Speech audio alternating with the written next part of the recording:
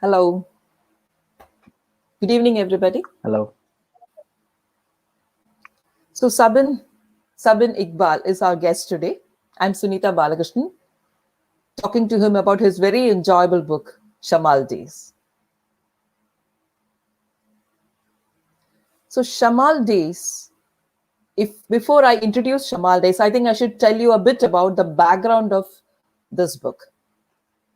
So in about 1960s, when people from Kerala started flocking to the Gulf, by Gulf we mean the Middle East, when the oil exploration started, labor started moving from Kerala to the Gulf.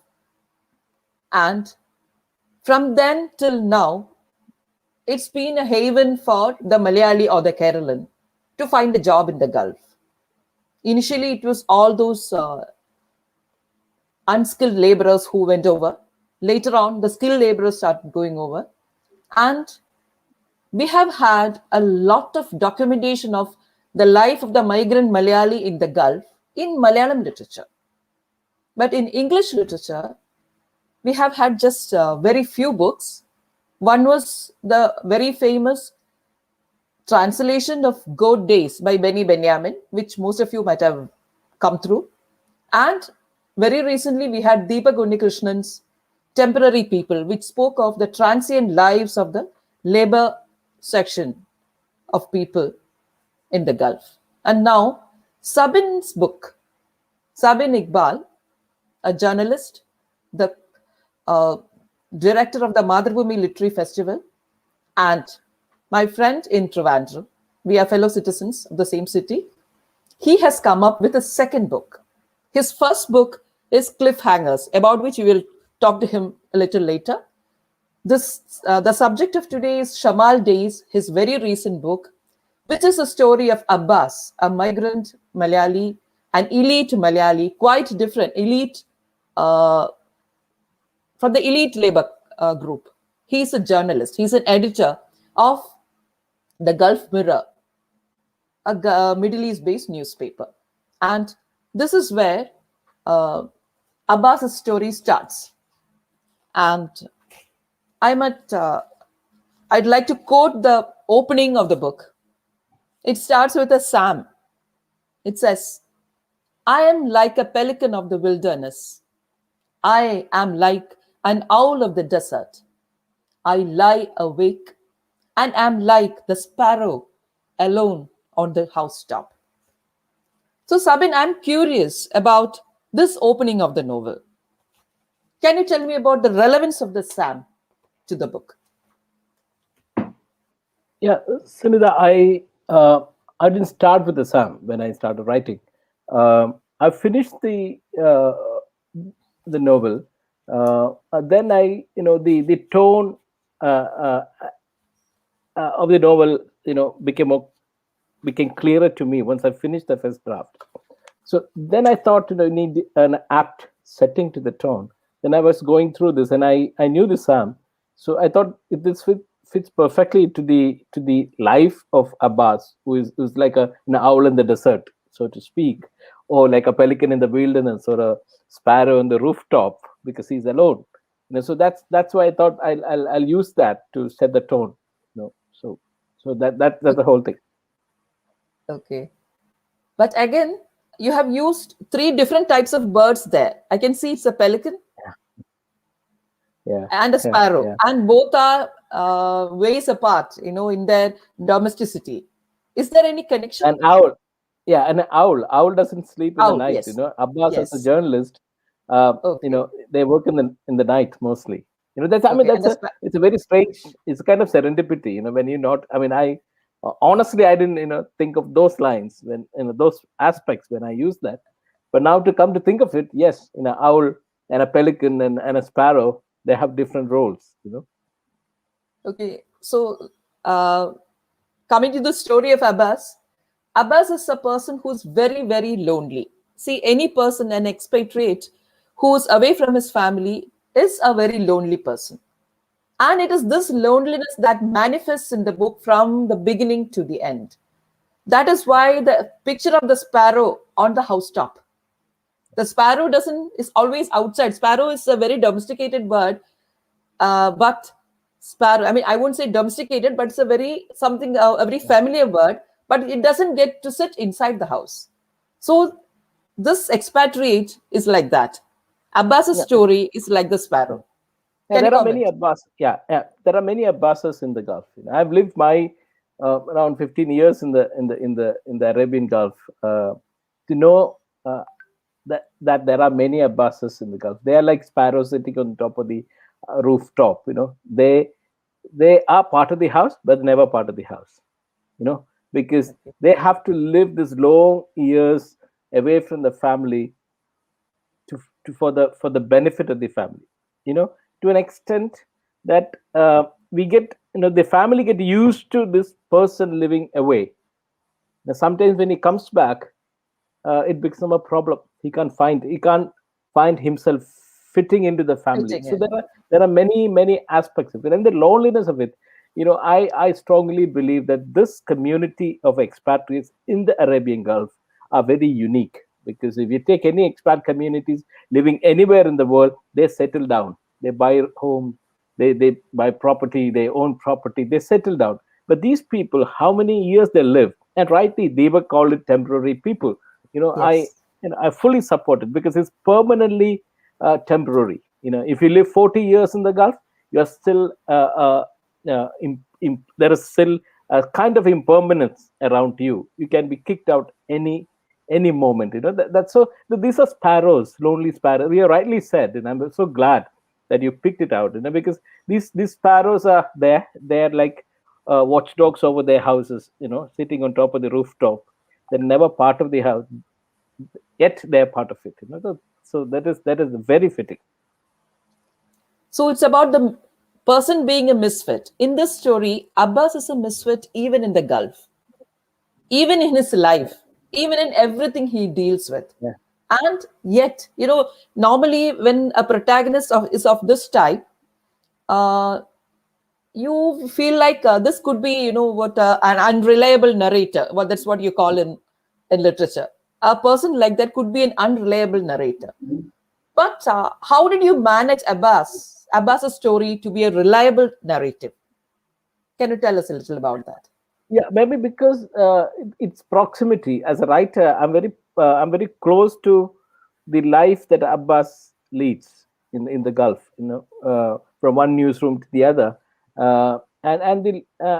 because I never lived in residential schools. But that, apart from that part, I've observed the loneliness from my own life. My father went to the Gulf in the 70s, early 70s. He quit his teaching job, went into the Gulf, chasing the El Dorado. So I've grown up without my father. I used to write. Once I wrote a piece for the newspaper I work for. It's called Annual Warmth. It's about my father. I called him Annual Warmth. He was the warmth that my sister and I used to experience once a year. And my mother, I now when I look back, I know her loneliness. I think I can understand her frustrations better than when I was a boy. So I'm very close to these kind of frustrations and loneliness. Maybe that helped me in portraying Abbas in a little bit realistic. I think we'll come back to the Gulf syndrome a little later after we finish about the book. Shamal Days opens with the Sam. The opening narrative, right there, you're talking about, uh, the anticipation of Saddam Hussein's capture. That is the opening mood. And you have mentioned that it can happen anytime. And the editor, the journalist, is sitting in the newsroom at night and thinking about it. And when you close the story, the event has happened. Saddam Hussein has been captured. So, how has this, I mean, you have been a journalist in the Gulf.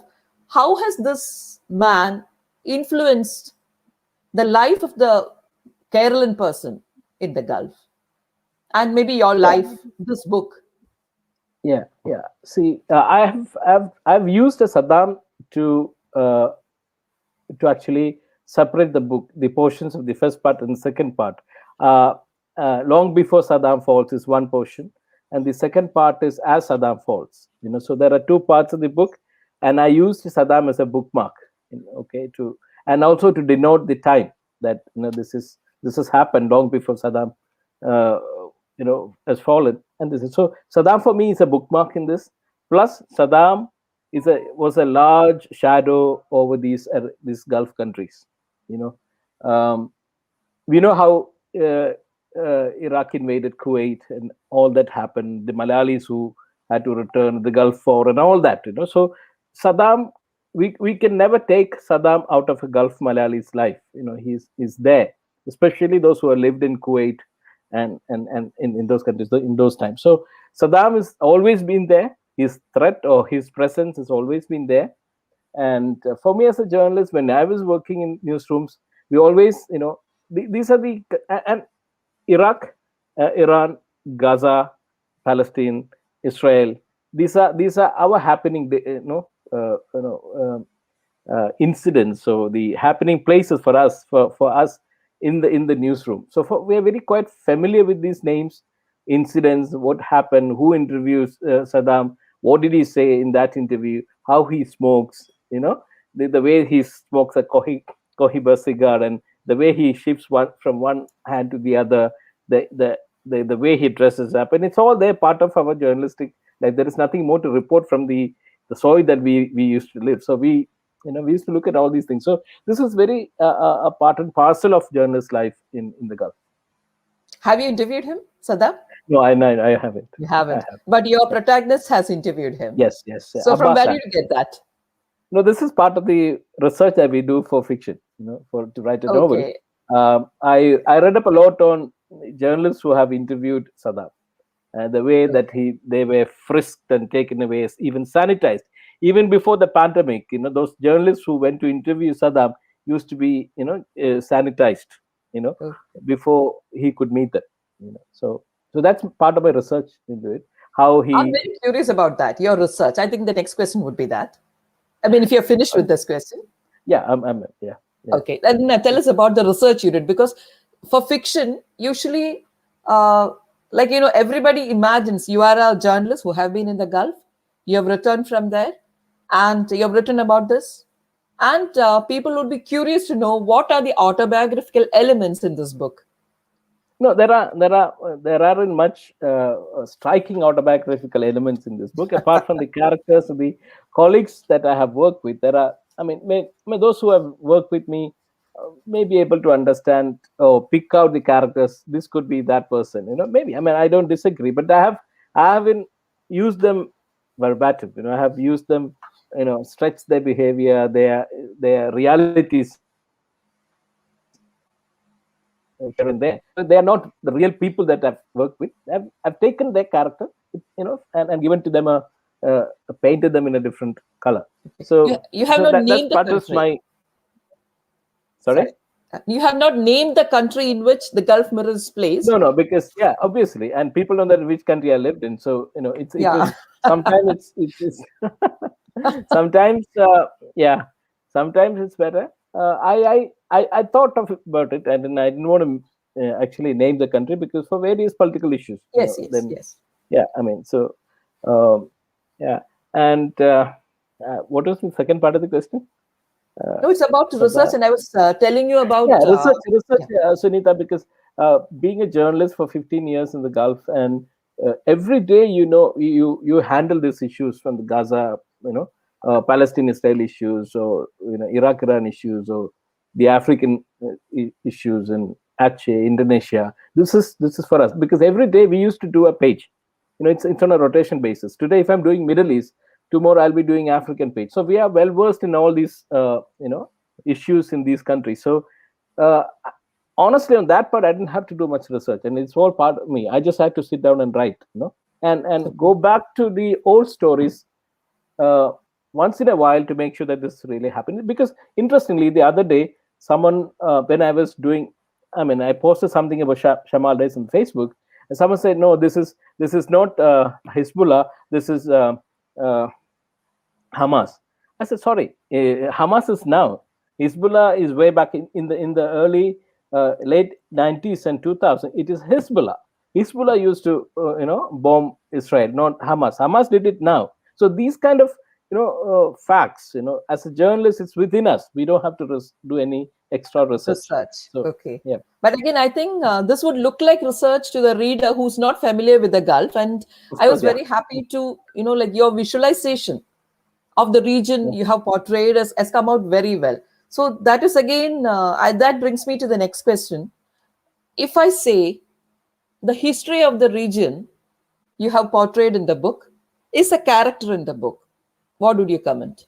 yeah. Of course, yeah. That's a good observation, Sunita. Not many people have asked me that, but then history plays a very important role in this book because the subplot, which is the excavation fraud that we're talking about, is Mm. about the history of the region.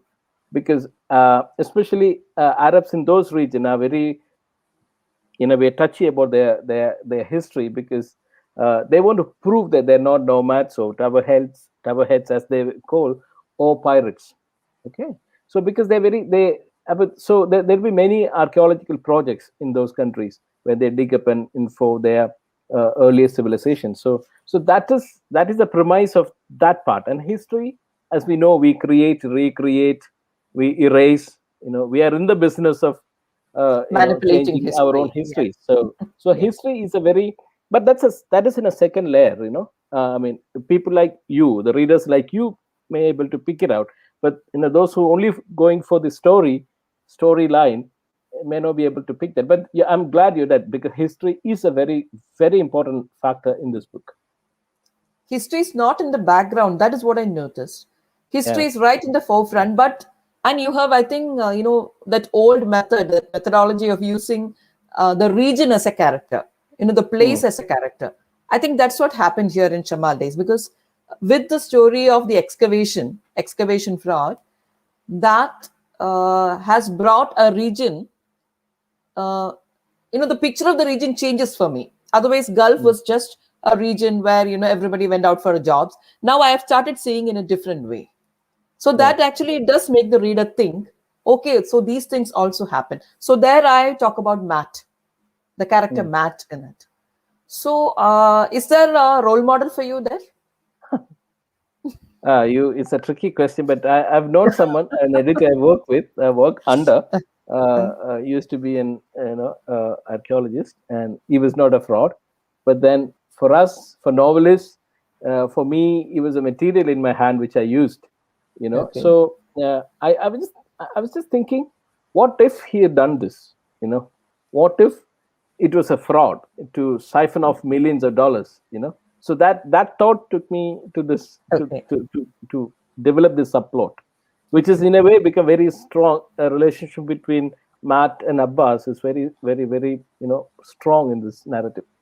Yes, and it is Matt's, involvement in this project that takes the plot forward. So in a way, Yes, I can also comment that history has also taken the plot forward. Usually, history takes us backward, but in yeah, this case, history takes the plot forward, isn't yes, it? yes. Of course, it's the excavation project, and that the events related to that takes I mean the plot forward, the story forward. Yeah, you're right. Yeah. And writers, I mean, I'm also a writer, so I can say this safely.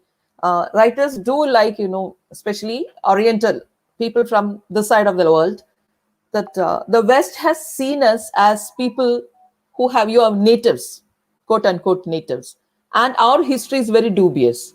They don't understand us, we don't understand them, but we do learn a lot about them. They don't learn anything about us. So this creation of history, there is a political correctness to it in a way people approach it. Now, when you have documented it in fiction, uh, I think this might be something that will be taken forward. So let's move on to the next question now. Now, how long did you take to write this book? Oh, I took 10 years to Wow. finish.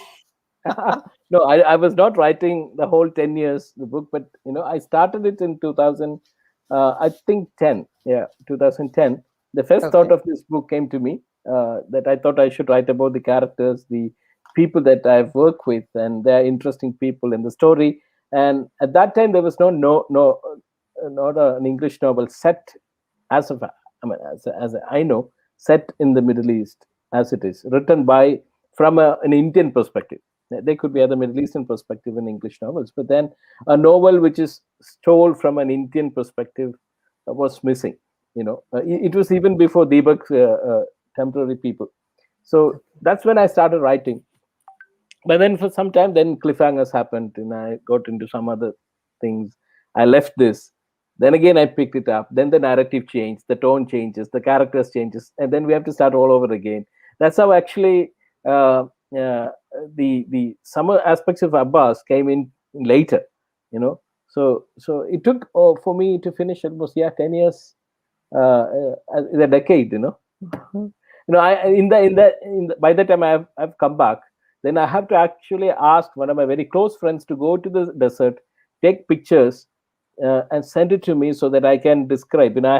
I've been to desert safaris and all that, but then I asked him. He works in drilling, the National Drilling Company. So he used to go on his jeep into the desert. So I said, go take these pictures and send it to me. So he used to send me the pictures of sand dunes, and how when the Shamal comes, how the sand changes and all that. So he helped me a lot. Maybe you should say what Shamal is. Days. Shamal Yeah. Days. What is Shamal? No, I thought first I was like actually wondering how to name this book. The title, the name. Then one day I was in the shower. This fellow, first plop of water fell on me. I said Shamal Days. Yeah, okay. Shamal is a desert wind. So either I thought like either Shamal or Shamal Days, because then I thought God Days and all that. But then again, that days will denote there's a story of a person, or life in those areas. So that's how I. How much has God Days and Temporary People influenced you? Not much, because these are, as you know, extremely different narratives and books. Because I love Deepak's book because it's a very daring attempt of a novel. I call it multimedia novel because you've read it and you know that. Um, uh, but and when it comes to Benjamin's Ardjivitam, God Days, it's an extremely physical hardship It's about of the abuse. person. Yes. Oh. A lot of but then I believe that there are thousands of Malayali who suffer even greater tragedy than this physical torture in their day-to-day life. That from one day to the other, they move on. So it's a kind of a trap for them. They can't come out.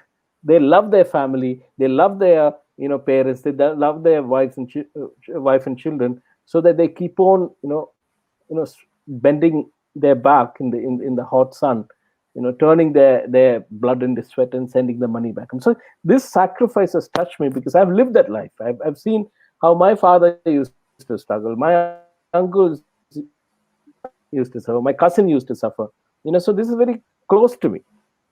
So yeah, I forgot the question. So the documentation of the migrant Malayali, that is something we have done a lot, in Malayalam, in the movies we have done it a lot. In the literature we have done it a lot in Malayalam. But it is curious that, there were people from Kerala writing in English, but none of them attempted that. We have had diaspora writings about lives in Africa, in Malaya, erstwhile Malaya, and even in American sojourns, but and for some reason we have left out the Malayali in the Gulf. So do you think? Sorry, go ahead. Sorry, yeah. No, do you think there are more stories to be written? Do you intend to write more stories?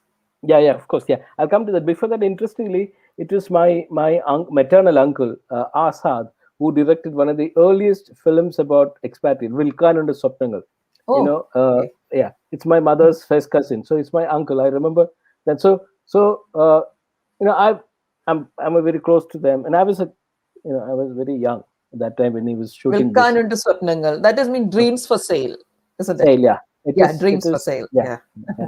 It is about one of the earlier films on expats in the Gulf. That's my history. So now, of course, I consider myself as a writer who should mark or chronicle the lives of expatriates in the Gulf. So after this, I'm working on a collection of 10 short stories. All of them are based in the Gulf because there are more many more stories to be told, many more perspectives to be given. So I'm working on them. Uh, Okay. yep, And now let's talk about your journalistic stint. You have been a journalist in the Gulf for 15 years, right? yep, Is it 15? Yeah. yeah, yeah. Okay. So, what I have read from your pen is mostly nonfiction and journalistic features, and prominently it has been sports writing. So, what part does sports writing play in your life and in this book? Yeah, for me, I wanted to be a cricketer, and I soon realized I was not good enough to be a cricketer. Then I wanted to write about cricket. About cricket. I finished my press club journalism course. Then I went to Delhi, as everyone did those days, and I had a few recommendation letters from the senior journalists whom you know in from our city. I went my letters to meet one of the very senior journalists from Kerala in Delhi. So I still remember one night I somehow discovered his house and went to him, uh, and I was standing before him like he's no more now. I don't want to take his name. So he took a good look at me and he said, "Okay, uh, you want to be a cricket writer?" I said, "Yes, sir." Are you Sunil Gavaskar? I said, "What? Are you Ravi Shastri?" I said, "What?" I was like, I was. Uh, he said, "These are the people who write about cricket now. Who are you to write about cricket?" I didn't know what to say. Then he said, "Have you read this book and this book and this book?" I said, "No. Go back. Go back to Kerala, read these books and come back. Then I will try and fix you somewhere." I was really broken. I was shattered. I was just 20, 21, those things. And I really wanted, it's all about passion. So I said, I'm not going to be a journalist in Delhi. I went back, came back to Trivandrum, and I went to British Library, read up all those books on cricket, and then I went to the Gulf, and I covered matches with these people who have written these books almost. That's Oh, the quickness of sweet life. revenge. Yeah, kind of thing. And for me, sports writing is all about life. I'm not talking about the reporting a match, but serious sports writing is equal to literature. you know uh, they pick on the drama. It's like drama in life and drama in sports. We can draw parallels, and the serious literature, good writing is there. So for me, and having worked as a sports reporter, sports editor on the desk, this gets reflected in whatever I write. One or two characters will always be connected to sports. For example, in Shamal Days, Ed's story, the Yes, Sudanese the footballer. Sudanese. Yeah. Yeah, it's close to my heart. So that You always have a ball somewhere in your books, in your writing, isn't yeah, it? The either a football cricket is ball or always a there. cricket ball Yes, or a or a football. football. Yeah, Yes. But that Sudanese character was very nicely hedged. So, yeah. can you tell us a little more about the African population in the Gulf, which you have used in this book? What your For me, association with them? my wife is also journalist. We met in the newsroom. We got married in Dubai. Okay. So she also has her set of journalist friends, and I have my set of friends. So our house is quite open. We have friends from uh, every different nationalities. So we used to have a few African friends who used to pop in, and then from them I understood the conflict between South Sudan and North Sudan, and the Muslim Hindu conflict and all that. It's very very very touchy, very very. So I that then that's how Ed came to me. The character Ed, the translator, a footballer. What if a Christian, from South Sudan, becomes a prominent footballer, and who could be the future of Sudanese football? How would those people in the north react to it or respond to it? That is my thought, and that's how this character came to it. And honestly, I was telling you the other day, I nearly cried after finishing that chapter, because it's so close to me. When his dreams shattered, I thought it was my dreams also shattered. These kind of out of these kind of experience do happen when we write. He's my fictitious character, but then when I finished it and when I read it, I wept, to be honest. Yeah, like the Malayali and migration are synonymous. Kerala and politics is also synonymous. So your book has a lot of subtle inroads in politics. It's Yes. not just local politics, it's Gulf politics, Yeah. it is Middle East politics, it's Palestinian politics, it's Sudanese politics. Yeah. So how did you find, putting all these into the narrative in a subtle way? Was it a difficult task? How did you manage it? Uh, I work with my editor. I am I'm a writer who believes that uh, we have to work with an editor. Okay, my editor, she helped me beat this narrative into shape. Actually, because I am a writer who can sometimes overwrite or sometimes underwrite. You know, I don't think in Malayalam we have Malayalam publishing. We don't have a role of an editor No, because whatever no. these big writers write, they get published. But I Sadly, firmly, no. Yes. huh? Sadly Very no. sadly, no. Yeah, but that is a editing is a fine art. It's a different art. So we need to work. I believe I need to work with an editor in tandem so that the product will get better. So these Yes. narratives sometimes, they were she helped me, beat it into shape. But having said that, I've also told her that whatever happens, I need certain things in place because this novel I want as a document of expat life. Whether it goes with the narrative or not, I don't mind. I want this to be there. So sometimes I know the flow has been affected by these, including these stories into tucking these Yeah. stories into it. But then in a larger picture, I want those in. So that Yeah, it serves a I purpose. believe I've commented that. I've commented that in my review of your book, Yeah, that the you did. flow, when it comes across really well, Yeah, then yeah, suddenly you bring in something else. yeah, So that actually jarred a bit. But at the end of the book, I understood these were not actually characters you leave and go away to another book. I believe these characters are going to come to me in a later stage. Is it true? yeah. Can I I mean, expect them to? there is a minor character in the book called Mona.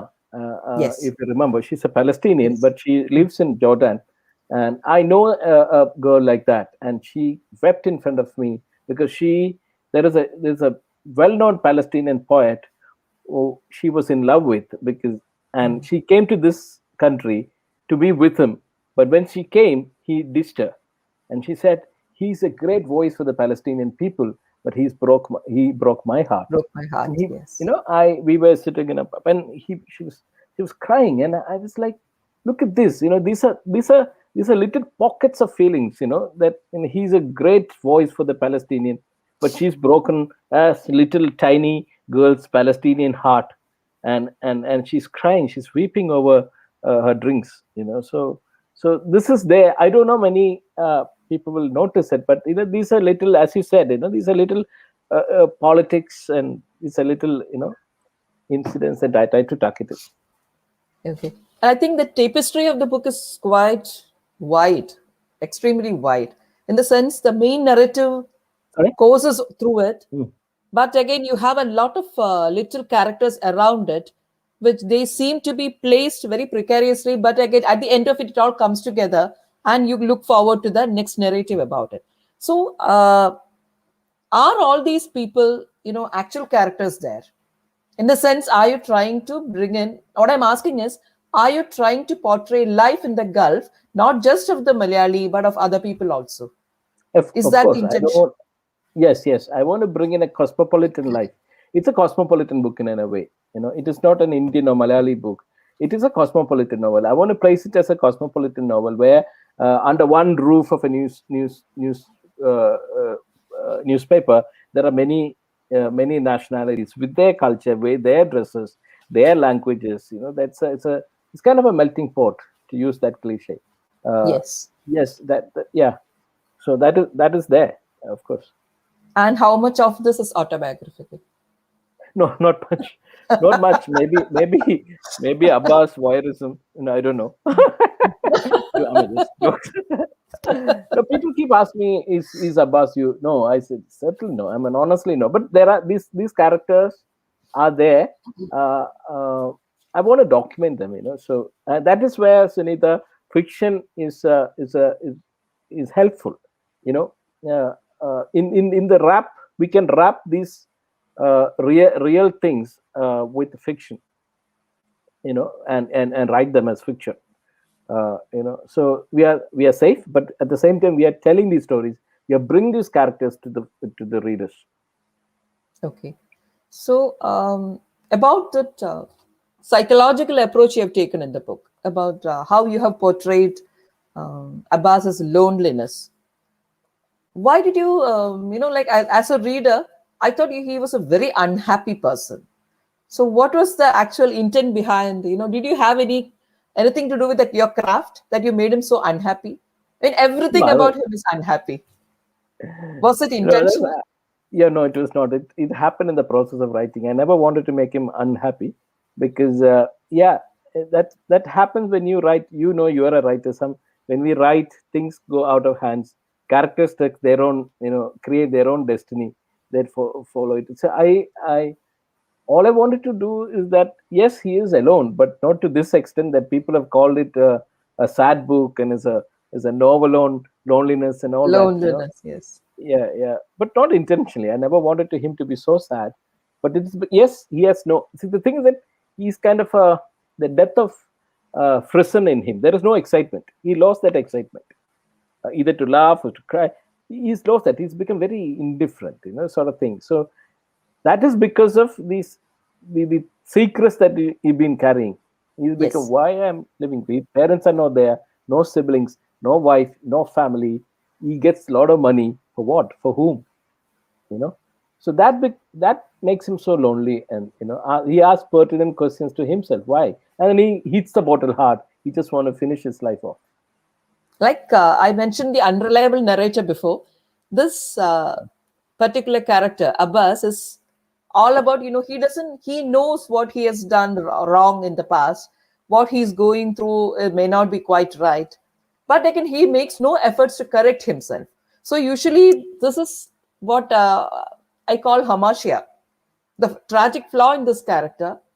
Yeah. So managing this tragic flaw is a task in the hands of a writer. So, what did you do? I mean, why did you create Abbas in a way which had a huge hamasya? In Shakespearean characters, which hamasya always has a solution at the end of it. Here, you have left the solution open and for us to walk into your next book. Am I right? Yeah, maybe. Yeah, you're right. I mean, I remember reading V.S. Naipaul saying somewhere that every good book should end with a possibility of another book. You know? Yes, Naipaul. Yeah. Yeah. Maybe because, yeah, Abbas is on a mission when he is coming to India. That's where we end the book. Maybe, yeah. And talking about Hamersha, indecision has been his flaw, his tragic flaw. He's never taken decisions in his life. He just, Yes. in a way, the editor that I work under is also like that. He will just hope things will get better. He won't take any decision. We used to get frustrated, working under him. But then he said, he won't take a decision. So then I extend that into Abbas' personal life, and whether he doesn't stop Ratnam, he doesn't stop visiting her, and all that. When Matt was trying to trap him and all that, he doesn't say no. So he just you know let them be in his life. So that So, is there. That's did you have in mind as Abbas as a weak character, which normally any person, any writer will not, dare to do that, make a weak character his protagonist. That's a very dangerous and risky thing to carry through. yeah, But you have done yeah, it very well. yeah. That's why I'm In a asking way, you. yeah, in a way, he's a weak character. So he's a Yes. hero of the book. At the same time, he's a weak character. He's at the receiving end most of the time. He, why did he do? No one knows. He's not an action hero here. He's not He's his own resolving. enemy. He's his own enemy. Right. Sorry. He's his Yeah, own yeah. enemy. Yeah, the enemy is within. We used to say, right? Yes. Though that his own characteristics is his own enemy. So he's not a hero, as you rightly pointed out. That is the greatest challenge because he's to write to do this novel with a you can call a hero without a spine, so to speak. Yes. But you managed Yeah, to make us wait till we knew the story at the end. So that's the yeah, success of the book, yeah, in yeah, spite of it. yeah. So And tell us a also, little about your first book. Sorry. yeah, Tell me. I know there is also the character Ratnam. When Yes. she does whatever. I mean, we know after going back, after she thought she's won over Abbas and she's got what she wanted in life, then there is a twist in her life Yes. where when the son begins to resemble Abbas, that's where she's defeated. That we call it, uh, Spoilers. the hand of God. And yeah, yeah. Yes. So that little quickness of life is also there. So when I wrote that, yeah, I really felt for Ratnam, the way she handles her pain, the physical pain. Writing about pain of a cancer patient.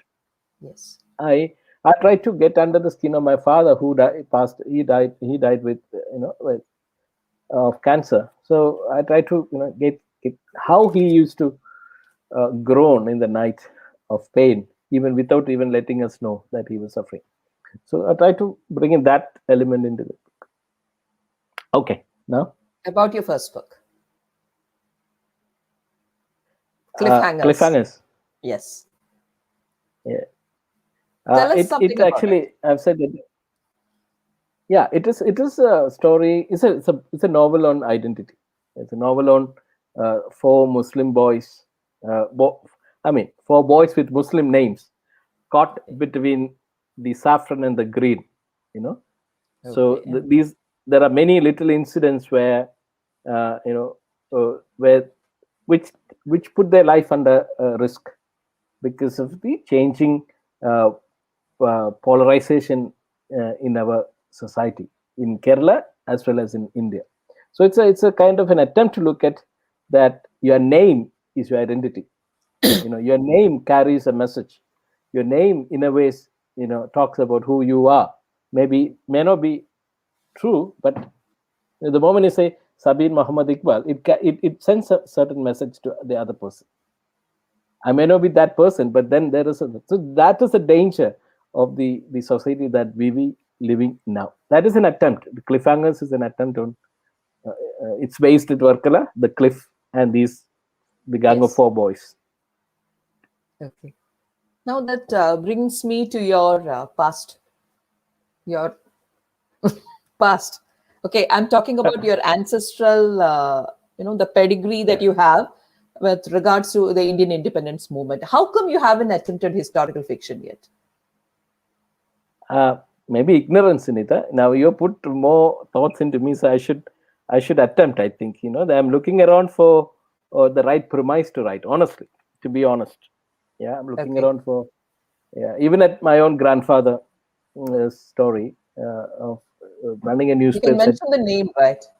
Yeah, Vakka Maulavi is my grandfather. He owned one of the earliest newspapers in Kerala called Swadesha Abhimani, the Patriot, and which was confiscated by the king, Travancore king, because he gave unconditional uh, freedom to his editor or his partner Swadeshabhimani, to go Ramakrishnan. hammer and tong Yes. against the, Yes. yeah, ills of the society, and duly the paper was confiscated, and they lost the press and everything. So that's part of the Kerala's journalism history, Kerala's history. So I'm actually looking around now in the early, these are early thoughts about uh, weaving something out of that, those age and era and all Yes. that. I Okay. don't know whether I'm good enough to do that. uh, Again, I'm curious again about why you didn't take up nonfiction. See, nonfiction is the flavor of the current whatever is being published. And yeah. I mean, you being a journalist and you have your research skills in place, your language in place, what is stopping you from doing a good No, nonfiction book? yeah, Sunita, because I enjoy reading nonfiction more than fiction these days, because I don't read to know a story in a novel. I read to Yes. get an experience. So I read sometimes 5 books at a time. I can Mhm. taste and all that. So yes, I read. I enjoy quite. I mean, in my collection there are more nonfiction than fiction. So I am slowly coming to it. One of these days I'll You hit a will. purple patch. So the next book is to be the book of short stories. Yeah, I mean that's one I'm working on. I finished one story. I'm working on the other story. I've done all the outlines, but before that, I've my two novels. One is called "Finally Father Died," which is my first manuscript. I'm reworking. It has been rejected many times, so I want to pick it up and I remember you're rework. talking about it. Yeah, Yes. yeah, and then a story set in Trivandrum about the temple treasure and all that. So that are almost done. So Okay. doing a couple of, I mean, I'm also doing the script of the cliffhangers in Malayalam. Oh, I okay. finished. So yeah, Yeah, I uh, finished that script. Yeah. it's been optioned. No, I'm meeting a few people. It's some producers and all that. So Okay. So what about translations? Have you got any translations out yet? yeah, cliffhangers is coming out from Mathrubhumi. It will Okay. come out next month. It has been done Okay. and they're proofing it, so it should Okay. come out next month. Okay. And anything happening with Shamal Days? That seems Not an yet. obvious, candidate for translation. Yeah, I mean, it can. I'm looking at Arabic. It's a. It should be Yeah. translated in Arabic. And I just had a discussion with a friend of mine in Morocco about Okay. French and Spanish. Nothing concrete, but early days of discussions. And it's, by Okay. the way, No. Shamal Days is coming out in Pakistan. So Oh, next month, so they just but it's Harper their just story as well. I mean, the population of the novel is all about the world. It's not just, especially the newsroom. It had a lot of yeah. world representation in it. So Yeah, it's quite Africa is natural another that's happening. another. Yeah, a friend of a writer in uh, Nairobi.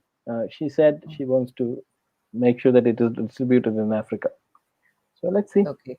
Yeah, Any other formats? I mean, you've talked about a script, you talked about translations. Well, how about I'm come up with audiobooks? my first collection of poems, but then Oh, everyone is a poet these days, so I don't want to talk about that. That's I see.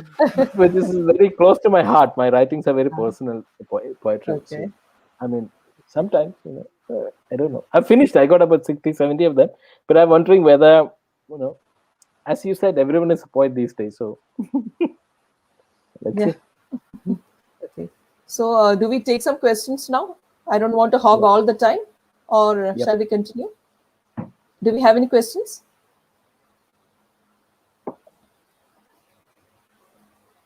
Sahid Akhtar has written, such an interesting topic has been taken, and I'm sure it would be exciting to read. What do you think? This would go against the Arab or would go for them? No, it is this. I mean, it's this is not a question of against or go. This is documenting life. Documenting life in fiction. I'm not writing anything against them. For them. This is life in a certain period in a country, in a fictitious country, which can be represented by most of the countries in the Gulf. So it is not against them. See, I don't write with a first advice I got from someone is don't write with a negative spirit.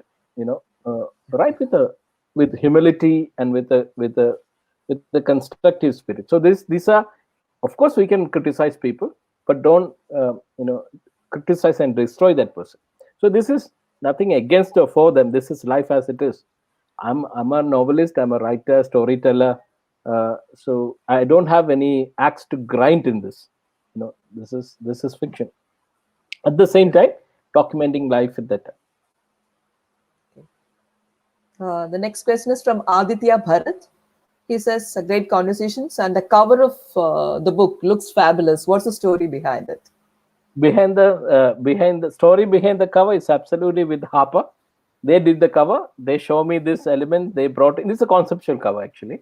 I mean, looking at, we know this is a man, lonely man. He's a journalist or something to do with writing. There's a keyboard, and there is the sand, the suggestion of sand dunes and all that. I loved it, and first look, I said yes, and It's lovely. and yeah. And any more questions? Yeah. Ashutosh Kumar Thakur says, Sabin Iqbal's new novel Shamal Days is a convincing depiction of the way unhappiness can seep into one's very worldview. I think that's a comment. Yeah. Anything to say? And do you think it is Yeah, I think Sahid Akhtar has come in again with. We have so many people there, and I'm sure this book connects their sorrow and grief. I think that's taking off from his previous question there. Yeah. So, anything else? I think we'll continue the conversation then. Sabin, now I want you to tell me about your stint as the festival director. What was the experience like? You were you are the director of Mathrubhumi Literary Festival, one of the directors. So tell me a little more about it. Now, what can a literature aspirant ask for more than an opportunity to curate and direct a festival like this? Obviously, it has given me a great positioning in the world of literature, because of that I'm in touch with many writers, publishers, editors around the world. You know it, Suneetha. And I do. I've seen it. That gave me a platform, and where I can write to them, I can call them. They know me by my name. That's a great privilege to be have, and also to curate a festival. Of course, Mathrubhumi is doing the major chunk, but I'm doing my bit of curating it. So it's a great opportunity, and I believe that we do need festivals. Every city should have a festival, cultural festival, could be literature or art. It has to do that will increase citizen pride. You feel good about your own city. You meet a lot of people. You know that's festival for us. Those 4 days, we meet a lot of friends. You drink a lot of tea, drink a lot of other fluids, and we enjoy life. That gives us going for the next year. Looking forward. So it's a great opportunity for me to grow as well as to know people. I do a lot of research on other people's other writers' work. So that in a way is it's an opportunity to grow for me, and so I'm really thankful. Okay, and is there any incident that made you think as you're yourself as a lucky person? See, there are so many literary luminaries who were at Mathrubhumi Lit Fest over the last 3 years, the 3 episodes of it. So tell me a little more about there are things I was watching. You're talking to certain people; they are running away after the festival. So tell us a little more about your experiences with the literary luminaries who came in there. Yeah. To be honest, I don't get to attend any of these sessions in those 4 days. They go like a word, like a blur. They come and go. But I last year, when I invited Margaret Busby, the first and the youngest Black publisher in the UK, she agreed to come, because I invited her because she's edited a Tapi book called the Daughters of Africa, and the new edition, New Daughters of Africa. Awesome book. Yes. Yeah. So I wanted to bring her to talk about that. I invited her. She agreed. Then she became the Booker Prize jury chair. That was a prize catch for us, Yes. And then Lem Sisse, I've been after him to come. He's an amazing poet and writer, Lem Sisse. So I invited both of them. They both agreed to come, and both of them were like 5-member Booker jury. Yes. These two were there, but Margaret was the chairperson, and for me that's a prize catch. And they came home to Varkala, my native place. They met my mom. We sat there, drank tea. We had a good session, and they become my personal friends. Now, anytime I can call Margaret, talk to her. She endorsed this book, I saw that. Yes.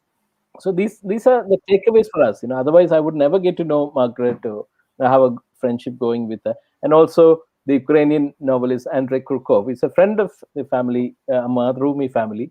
I got to know him through Mathrubhumi. Now he's a good friend of mine. So there are so many names, and although Indian writers, most of the Indian writers are friends now. So this is prized possession for a person like me. I remember meeting Pratibha Rai ma'am. Pratibha Rai ma'am. Yeah. Nyanpit winner ma'am. I remember meeting her at Mathrubhumi. That was, that photograph I took with her was the thing in my life. She's one person I grew up reading, and I never expected to bump into her. So anyone you would really want to bring here, mention one person you want to bring here. Ian McEwan. Wow. We have a question. Yeah. Ian McEwan, that would be like, I'll make sure I'm in the city at the same time. Definitely. Yeah. We have a question there. And Chimamanda Adichie. I've been My. writing to her for the last 3 years. I've been Uh, after her manager for the last years, and it will happen, I believe. Yeah. You'll be bombed. Yeah. Like, she has so many admirers in our city. Yeah. My Yeah. God. Yeah. Her And books are like the Bible. James Coetzee. I Okay. wrote him last year. He Okay. replied to my mail. It was itself a great surprise for me. He was teaching at that time in Australia. He said he couldn't make it, but we are working on it. Let's see. Okay. We have a question. Yeah. Samir Munir is asking you whether you have stopped your journalist endeavor and submerged fully into writing. Now, I left full-time journalism and got into curating festivals and directing it. But I still do my journalistic writing once in a while. I do some columns for in the UK. There's a newspaper and all that. But not. I don't think I'll go back to full mainstream journalism now, because I enjoy what I'm doing now. So, Okay. but once a journalist is always a journalist. So you can't kill the journalist in me. He is the one who helps me as a writer. And you have been a journalist, I think, in the Gulf mainly. You haven't done much here, Yeah, right? no. Mainstream journalism. I worked for a year with the Indian Express here. Then I went Okay. to the Gulf. Then I came back and joined Business India, Tehelka, Outlook, and I was Okay. that is yeah. And how about your sports writing? Are you taking up anything seriously now? Yeah, I'm There's working on a always book, a non-fiction book. that's what I wanted to say. Right from the beginning, I've been asking you. You didn't say it. Yeah. Come on, I'm working let on the cat out. yeah. It's a book on doping in sports. So Oh, sports enhancing drugs in sports, mhm. kind of thing. So uh, Uh, working on. I did a few chapters. I'm working on the outlines and all that. okay. And no biographies. There are so many I mean, people we I want to wa- write on about. but I haven't thought about it honestly, Suneetha. There are people who I want to approach now and see how it works out. Okay, okay. And how about your? Do you do anything in Malayalam? I want to write a novel in Malayalam, which I will. Uh, uh, a novel in Oh, Malayalam. Yeah. okay. Have But you written this is anything? later on. So, Yeah.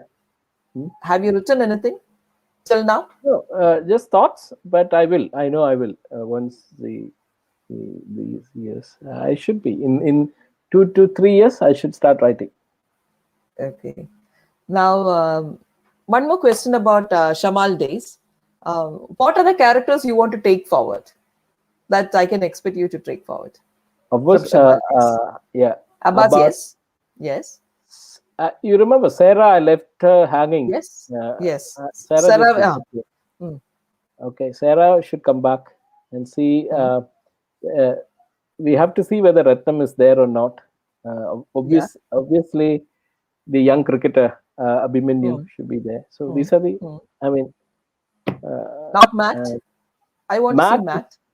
Matt has died, and if you remember, he passed away. Yeah. He But I talked. mean, you can write about him. And see, the Yeah, of character course. dying does not matter. His influence will be there in his life. Yeah, Yes. of course. The backstory. The The backstory, backstory of Matt. of course, will be Yes. there. Yeah. Yeah. I see. That's all. No Ed. What about Ed? It should be there, and his New Sudan dream. I think Mm. honestly, Sunita, you caught me, unaware, because I have to start now thinking and see who should be there. But there'll be another part of Shamal Days. Of course, there will be. Okay. I think that was a very important documentation you did, Shamal Yeah. Days. When you brought in all these people, it started a train of thought. It started a train of, thought about the very low documentation we have done in Indian English fiction. Indian English fiction has such a lot of stuff happening across all the 29 languages here. about the 29 states, and all the states and union territories, we have such a lot of history not documented, such a lot of migration not documented. And I think we need to make it ahead now. We should take it ahead, because this is a part of our culture. The people who have migrated and come back, they are people who left their shadows here. They have come back, and they have to merge with the shadows now. They have to merge their real self with the shadows. So these shadows are what we have to check out in fiction.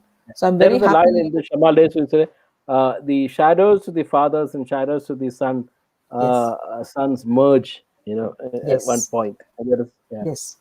yeah. So all good luck with all that writing. I hope to read a lot from you again. I really So enjoyed it's the conversation. thank You you put so me a much. lot of new ideas into my head, so I should probably. I'll take the copyright from you. All right. Yeah. Okay, Thank you so so thank much. you very much for this evening. Right. Thank you.